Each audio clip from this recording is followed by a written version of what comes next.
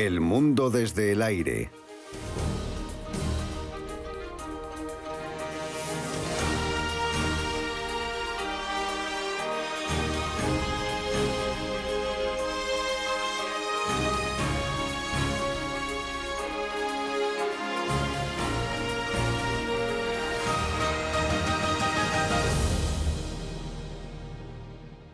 A continuación,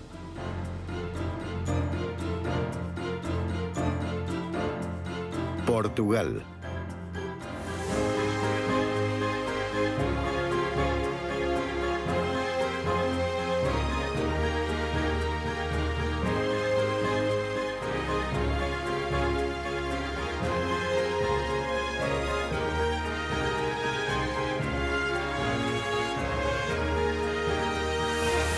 De la península de Troya a Mértola.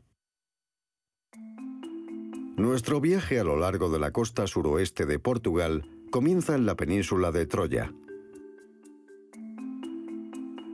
Sobrevolaremos hasta el Cabo de San Vicente, el epicentro de la era del descubrimiento del Imperio portugués. Cruzando la meridional costa del Algarve hasta Ponta da Piedade, encontraremos extrañas formaciones rocosas que han dado lugar a antiguos mitos sobre mares bravíos. Continuando hacia el este, llegaremos al puente del río Guadiana, uno de los muchos pasos sobre la frontera natural de este país con España. Terminaremos nuestro recorrido en Mértola, una ciudad otrora símbolo de la fusión cultural que dio forma a esta nación.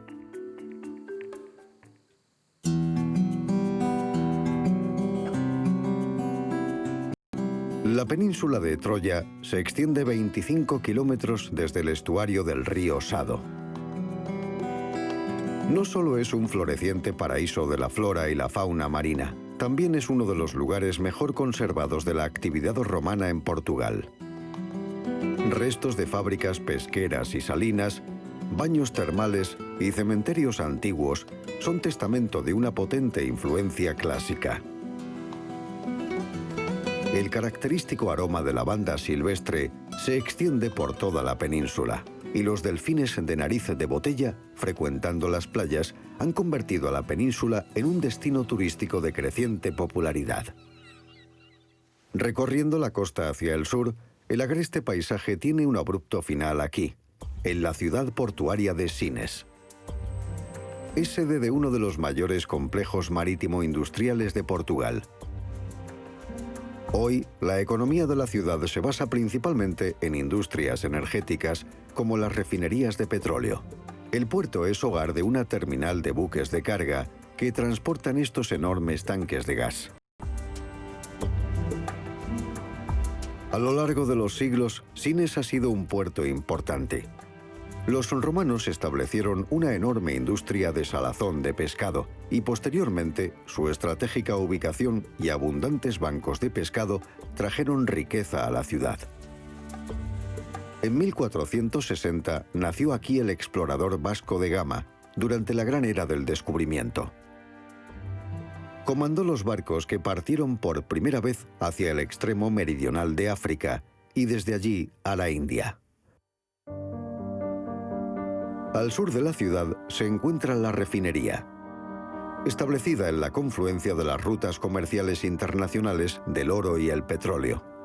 La planta de carbón se desarrolló a finales de los años 80 en un intento por diversificar la producción de energía, después de que una grave crisis petrolífera sacudiera el mercado europeo. El Parque Natural de la Costa Vicentina cubre gran parte de la ribera suroriental portuguesa. Es aquí donde descubrimos playas y pueblos prístinos y pintorescos, incluyendo el complejo de Porto Cobo. Presume de ser una de las pocas zonas nudistas autorizadas del país. El Parque Natural de la Costa Vicentina discurre a lo largo de 150 kilómetros desde Sines hasta el Cabo de San Vicente, y su costa es una espectacular mezcla de abruptos acantilados y cuevas de arena. Y cuando el océano Atlántico bate la costa, los antiguos puertos pesqueros ofrecen refugio a los yates privados. Una de las grandes ventajas de ver la costa desde el aire es admirarla desde un punto de vista único. Las diferentes capas de estratos, formadas a lo largo de millones de años y elevadas cuando las fuerzas de la Tierra dieron forma a nuestro mundo, se aprecian claramente en esta sección de costa. Durante las tormentas, la fuerza de las olas y las piedras acarreadas con ellas chocan contra la base del acantilado, dando lugar a lo que se conoce como debilitamiento, por lo que las secciones superiores se derrumban. Esta erosión lleva teniendo lugar desde hace millones de años. Esta parte virgen de Portugal empieza a ser conocida poco a poco, y los veraneantes se sienten atraídos cada vez más a estos nuevos complejos. Los que tienen dinero para gastar y permiso para construir han edificado lujosas casas de verano como esta, con espectaculares vistas al mar y la costa. En los tranquilos meses de verano puede resultar un lugar idílico, pero en el resto de estaciones las tormentas azotan los acantilados y los fuertes vientos pueden resultar peligrosos para los pocos residentes que viven todo el año.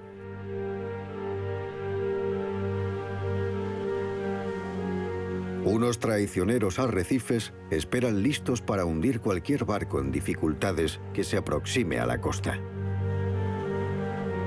Los portugueses siempre han sentido respeto por el mar, y quizás esta sea la razón por la que a lo largo de los años han dado luz a muchos exploradores de renombre. Vasco de Gama partió de estas costas para descubrir la ruta alrededor del Cabo de Buena Esperanza, y en 1500 Pedro Álvarez Cabral cruzó el Atlántico y llegó a Brasil, estableciendo el país como una de las principales potencias de Europa en el siglo XVI. Adentrándose en el Atlántico, llegamos al Cabo de San Vicente, al que muchos portugueses se refieren como el final del camino. Situado al borde de unos vertiginosos acantilados de 75 metros, se encuentra el faro más famoso de Portugal e icono de la historia marítima de Europa. La estructura actual se construyó en 1846, pero las luces han brillado aquí desde el siglo XVI, sirviendo como importante punto de referencia para los navíos que surcaban el Mediterráneo. Su historia data de mucho antes, porque fue aquí donde en el siglo XV el príncipe Enrique el Navegante, figura clave de la expansión de Europa en África, estableció su cuartel general y supervisó el éxito de Portugal. También inauguró una escuela que atrajo a los talentos más brillantes de toda Europa para estudiar cartografía, construcción naval y navegación. Tal adoctrinamiento dio lugar a una nueva generación de exploradores.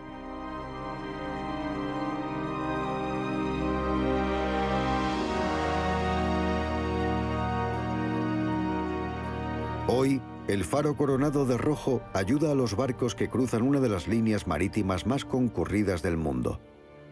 Sus dos faros de 1000 vatios se ven a 60 kilómetros de distancia.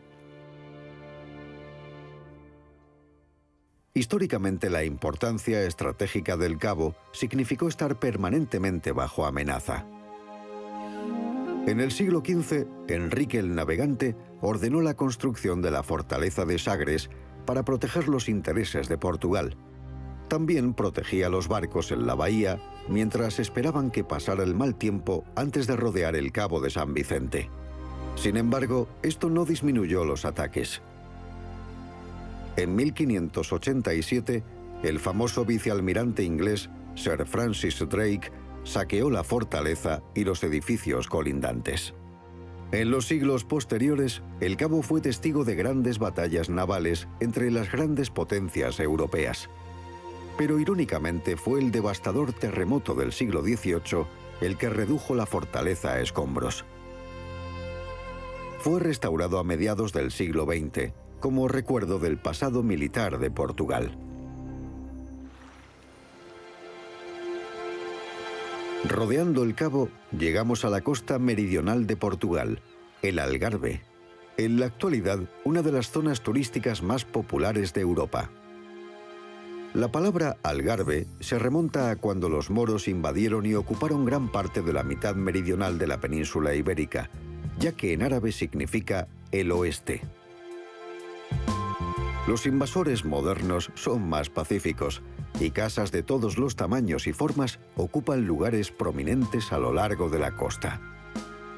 Algunas son futuristas y la mayoría han sido construidas por la clase adinerada.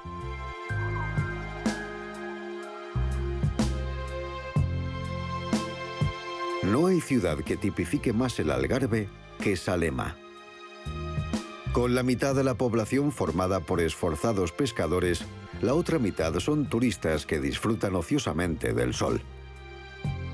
Esta economía dual fue próspera para la región hasta la crisis financiera global hace unos años, cuando la economía de Salema cayó en el llamado Pozo Negro. Pero desde entonces disfruta de una lenta pero constante recuperación. Siguiendo la costa hacia el este, llegamos a Luz, conocido por los locales como Playa de Luz, término utilizado por primera vez por los bañistas en los años 20. Y desde entonces, este pequeño pueblo pesquero ha crecido de forma constante hasta convertirse en un gran complejo turístico. Las fábricas de conservas fueron sustituidas gradualmente por escuelas de windsurf y buceo, además de discotecas, tiendas y restaurantes. Los agricultores vendieron sus tierras a empresas constructoras para edificar hoteles, casas y apartamentos. Lamentablemente, este popular complejo ganó notoriedad internacional en 2007, cuando la joven Madeleine McCann fue secuestrada en su habitación. El caso dio la vuelta al mundo.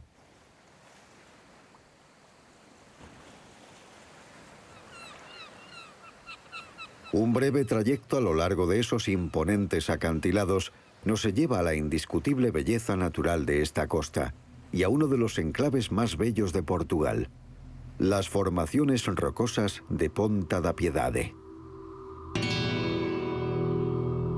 Es una gran atracción para turistas y vecinos por igual, que acceden al lugar en autobuses o trenes. A lo largo de miles de años, el mar ha ido esculpiendo estas extraordinarias cuevas, grutas y arcos. Una de las mejores formas de admirar estas formaciones rocosas es desde el mar.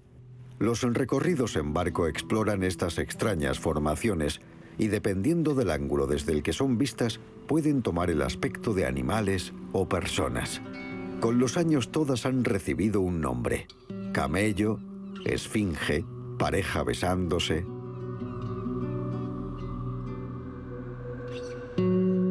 Hace 500 años, estas formas tan peculiares dieron lugar a leyendas de criaturas míticas como el Adamastor, la maldición de los navegantes. Descrita por Luís de Camões, el gran poeta portugués, el Adamastor es grotesco y enorme, de grandes mandíbulas y barba descuidada, con el ceño fruncido y los ojos hundidos. Su tez cetrina y pálida, su pelo gris enmarañado con algas y en negra boca, dientes amarillos.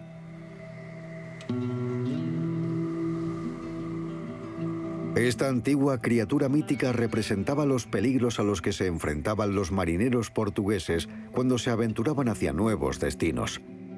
Solían aparecer en los mapas en lugares en que los barcos aún no habían navegado, y si lo habían hecho, habían desaparecido.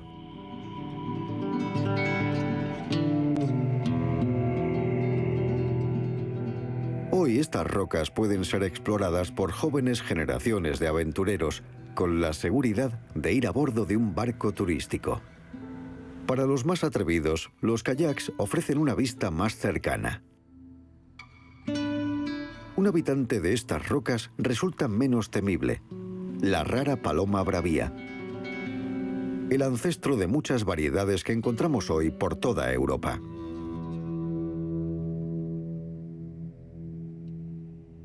A lo largo de la bahía se encuentran Lagos, ubicado en la desembocadura del río Bensafrim, y una de las ciudades más visitadas del Algarve y de Portugal.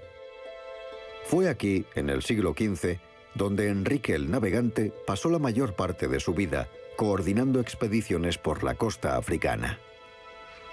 Pero tras la apertura del continente, los exploradores iniciaron el tristemente célebre comercio de esclavos, y Lagos se convirtió en el primer mercado de esclavos de Europa y centro de este inhumano comercio. Desde este castillo, el príncipe Enrique, quien patrocinó las expediciones, recibía una quinta parte de todas las transacciones, obteniendo así pingües beneficios.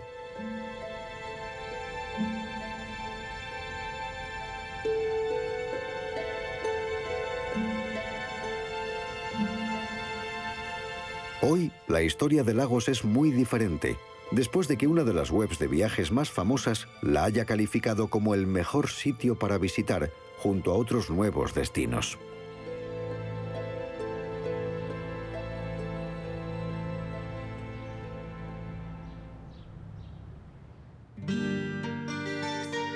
En la siguiente bahía se encuentra la ciudad de Armasao de Pera.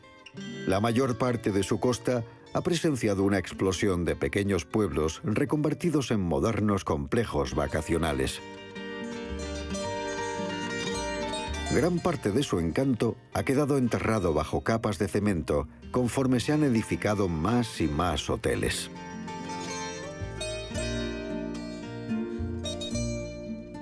Uno de los principales destinos turísticos es Albufeira, también llamada la entrada del Algarve y la capital del turismo. El gran número de hoteles atrae a turistas de toda Europa y más allá. De los 5 millones de personas que visitan el Algarve cada año, un gran porcentaje se aloja aquí.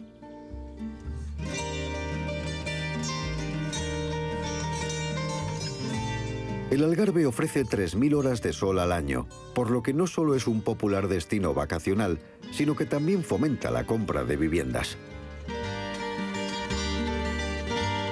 Además, aloja gran número de yates y lanchas en los amplios puertos deportivos como el de Quarteira.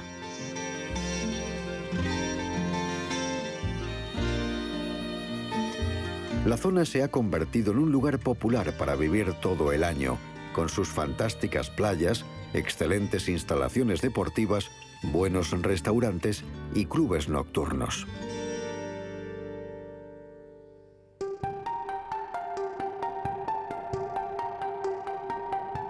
Una buena red de transporte es igualmente importante, y la mayor parte del Algarve se vale del Aeropuerto Internacional de Faro.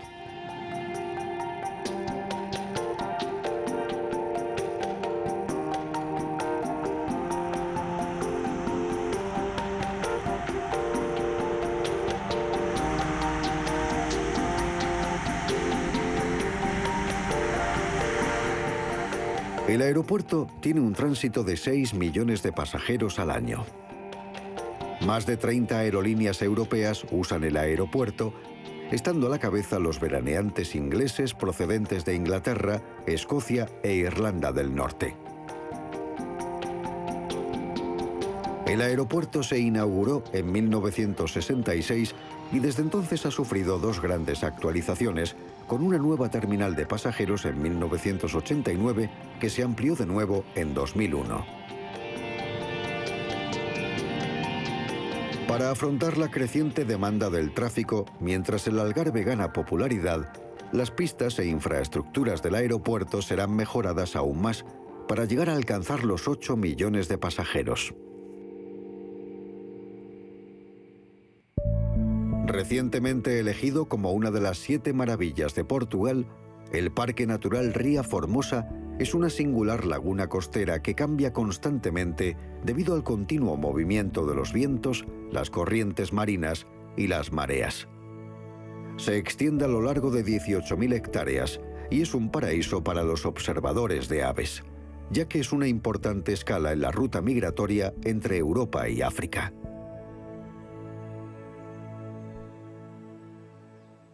Durante los meses de verano, un ferrocarril ofrece un viaje escénico de 8 minutos a lo largo de la playa Barril, frente a la isla de Tavira. Históricamente fue un punto estratégico de entrada al Mediterráneo y muy codiciado por las potencias europeas. Pero la naturaleza acabó ganando debido al catastrófico terremoto de Lisboa de 1755 que destrozó la isla de Tavira con un violento tsunami que arrasó la tierra y destruyó fortalezas y asentamientos a su paso.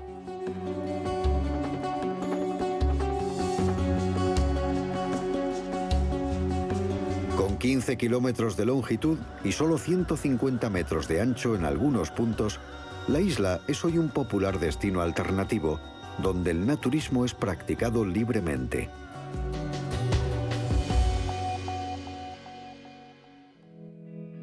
Pero Tavira no solo es ocio. Estos estanques salinos se alinean a lo largo de casi toda la costa norte de la isla. El agua salada se vierte en estos lechos artificiales, donde gracias a la evaporación natural se forma la sal.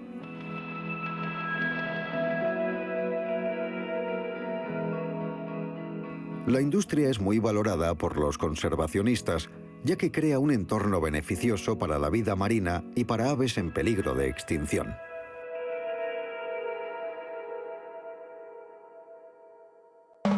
Montegordo es el último complejo antes de llegar a la frontera con España. Viendo este lugar tan moderno, es difícil creer que fuera en su día un pueblo pesquero. Pero quizás era inevitable, al ser uno de los mejores tramos de costa del Algarve.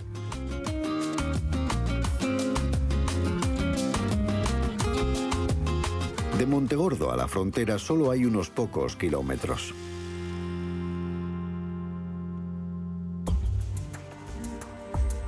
Portugal y España están separados por el río Guadiana. En el extremo sur los países se unen por este puente completado en 1991. Su construcción se prolongó 4 años.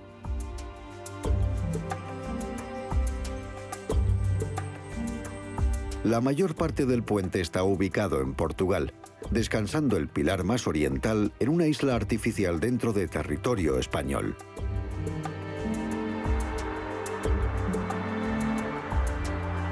La construcción se inició con las 2 torres. Una vez completadas, fueron uniendo tramos del piso desde ambos extremos, colocando a la vez los tirantes.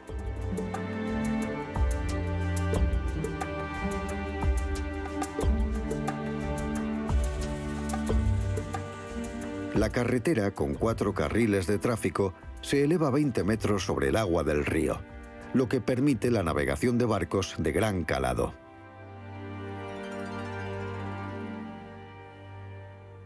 Una espléndida forma de ver el puente es desde uno de los barcos turísticos que transporta pasajeros en trayectos de un día a lo largo del río Guadiana desde Vilarreal de Santo Antonio, muy cerca de la desembocadura, en el extremo suroriental de Portugal. El río Guadiana tiene 829 kilómetros de longitud, siendo el 4º más largo de la península ibérica. 578 kilómetros corresponden a territorio español, 140 a Portugal y 100 son compartidos por la frontera sur. Es navegable a lo largo de 120 kilómetros hasta el embalse de Alqueva. Río arriba, llegamos por fin a la última parada de nuestro viaje, el antiguo pueblo fronterizo de Mértola. Situado en una colina, dominando el río Guadiana, fue hace varios miles de años importante puesto de avanzada para fenicios y cartagineses.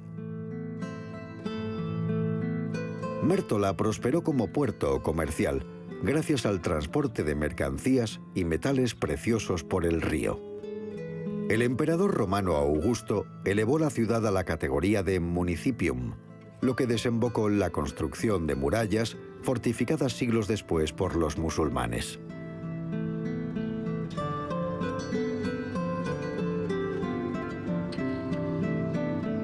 Durante la reconquista del rey Alfonso, la ciudad tuvo un papel clave como sede de una orden militar que jugó un papel vital en la conquista cristiana del sur de Portugal: los Caballeros de la Orden de Santiago.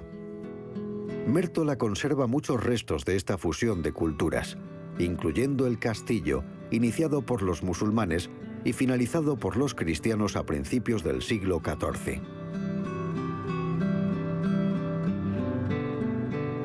Tras el descubrimiento de cobre en la región, la ciudad prosperó hasta 1965, cuando la mina quedó completamente mermada. Pero tras un periodo de pobreza económica, una serie de yacimientos arqueológicos descubrieron tesoros históricos que transformaron esta ciudad en decadencia en un importante foco turístico. Un lugar histórico para finalizar nuestro viaje.